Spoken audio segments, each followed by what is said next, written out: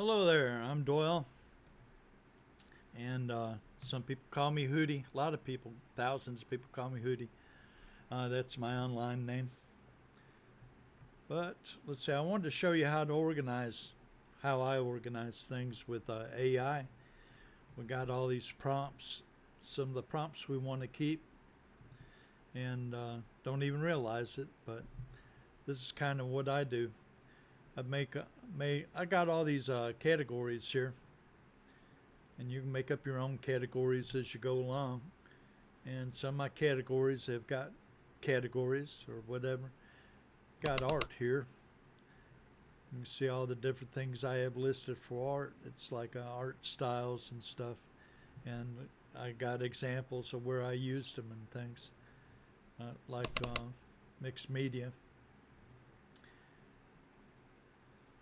You can see the stuff I got there. Well, you know, like I done this say 6 months ago, and wow, that's pretty cool. I want to do it again. Now, how would I do that?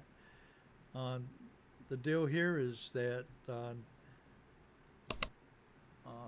see if you right click and go down to text document. That's what I got here, right? And that's where you can keep your notes of things. Like this was the original prompt. And then I got variation here where I started changing things and experimenting.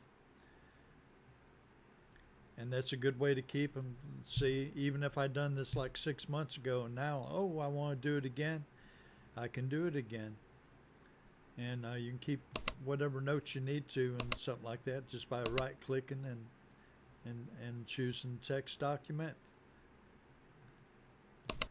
And that's pretty much it. I mean, that's the way I stay organized. And it's a big help. When I first started, I didn't do that. I just saved it like tubes, in different categories. But of course, we didn't need prompts for tubes. So we do now in order to create an AI. So that's why I wanted to say nothing more than that. Thanks for coming. This is Hooty. Have a good day.